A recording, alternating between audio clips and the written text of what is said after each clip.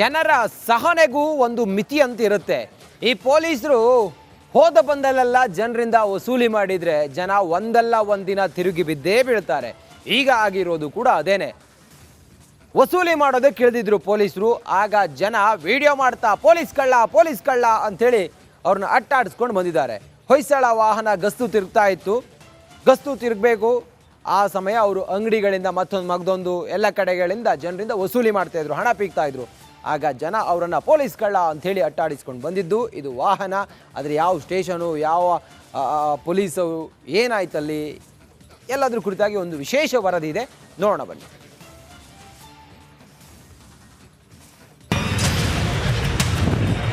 ಪೊಲೀಸ್ನ ನೋಡಿ ಹೊಯ್ಸಳ ಕಲೆಕ್ಷನ್ ಮಾಡ್ತಾ ಇದ್ದೆ. ನಿಲ್ಸಿ ಸರ್ ನಿಲ್ಸಿ ಸೈಡ್ ಹಾಕಿ ಸರ್. ಕಳ್ಳ ಪೊಲೀಸ್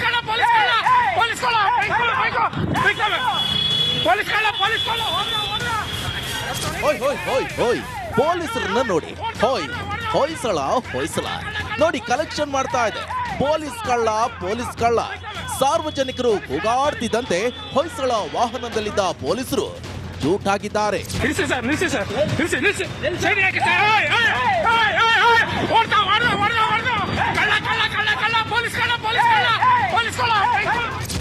ಅದು KA02 G4664 ನಂಬರಿನ ಹೊಯ್ಸಳ ವಾಹನ ಬೆಂಗಳೂರಿನ ಒಂದು ಏರಿಯಾದಲ್ಲಿ ನಿಂತಿತ್ತು. ಆಗ ಹಣ ವಸೂಲಿ ಮಾಡ್ತಿದ್ದಾರೆ ಅಂತ ಹೊಯ್ಸಳ ವಾಹನದ ಹತ್ತಿರ ಕೆಲವು ಸಾರ್ವಜನಿಕರು ಬಂದಿದ್ದಾರೆ. ಗಲಿಬಿಲಿಗೊಂಡ ಪೊಲೀಸರು ವಾಹನ ಸಮೇತ ಎಸ್ಕೇಪ್ ಆಗಿದ್ದಾರೆ.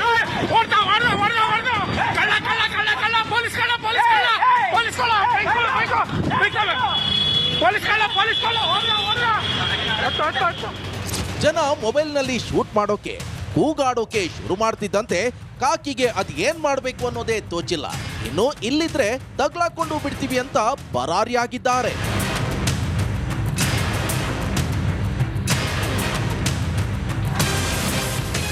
ಇದೀಗ ಈ ವಿಡಿಯೋ ಎಲ್ಲೆಡೆ ವೈರಲ್ ಆಗ್ತಿದೆ.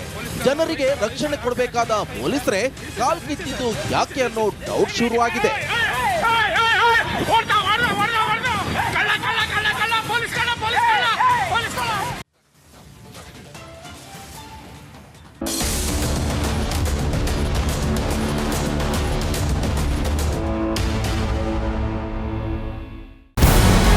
ನಮಸ್ಕಾರ, ಕರ್ನಾಟಕ ಪ್ರೈಮ್ ಟೈಮ್ಗೆ ಸ್ವಾಗತ. ನಾನು ಜಯಪ್ರಕಾಶ್ ಶೆಟ್ಟಿ.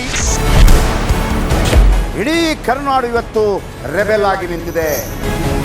ಈ ಹಗರಣಗಳನ್ನು ಸದನದಲ್ಲಿ ಪ್ರಸ್ತಾಪ ಮಾಡಲು ಕೂಡ ಕಾಂಗ್ರೆಸ್ ಹಿಂದೇಟು ಹಾಕಿದ್ದೇಕೆ? ನಿಮ್ಗೆ ಸಂಬಳ ಅದಕ್ಕೆ, ನಿಮಗೆ ವಾಹನ ಅದಕ್ಕೆ, ನಿಮಗೆ ವೆಪನ್ ಅದಕ್ಕೆ, ನೀವು ಅದನ್ನು ಸೆರೆ ಹಿಡಿಬೇಕಾಗಿತ್ತು. ನೀವು ವಿದ್ಯುತ್ ಬರ ಇದೆ ಅಂತ ಹೇಳ್ತಾ ಇದ್ದೀರಿ. ಎಲ್ಲಿ ಬರ ಇದೆ ನೀವು ಹೇಳಬೇಕು. ಪಾಕಿಸ್ತಾನ್ ಆಕ್ಯುಪೈಡ್ ಕಾಶ್ಮೀರ್ ಅದು ಎಂದೆಂದಿಗೂ ನಮ್ಮದು. 40 ಮೆಷಿನ್ಗಳು ತಂದಿತ್ತು ನೋಟ್ ಎಣಿಸುವುದಕ್ಕೆ, ಅದೇ ಹಾಳಾಯಿತು. ಮಥುರಾದ ಗಲಾಟೆ ಇದೆಯಲ್ಲ, ಅದು ಸ್ಥಳೀಯವಾಗಿ ಕೂತು ಪರಿಹರಿಸಬಹುದಾದಂಥ ಕಾನೂನಿದೆ. ಗ್ಯಾರಂಟಿ ಯೋಜನೆಯಿಂದ ನಷ್ಟ ಆಗಿದೆ, ಲಾಭ ಆಗಿದೆ, ದಯವಿಟ್ಟು ಹೇಳಿ. Dawood Ibrahim most wanted criminal ಯಾವಾಗಾದ ಅಂದರೆ ಇಲ್ಲಿ ತನಕ ಭಾರತ ದೇಶದಲ್ಲಿ ಓರ್ವ ದಲಿತ ಪ್ರಧಾನಿಯಾದಂಥ ಇತಿಹಾಸವೇ ಇಲ್ಲ. ರಿಪಬ್ಲಿಕ್ ವರ್ಲ್ಡ್ ಆಪ್ ಇದು ಕೇವಲ ಅಪ್ಲಿಕೇಶನ್ ಅಲ್ಲ, ಸಮಗ್ರ ಸುದ್ದಿಗಳ ಸಂಪರ್ಕ ಮಾರ್ಗಕ್ಕೆ ಕ್ರಾಂತಿಕಾರಿ ಬದಲಾವಣೆ.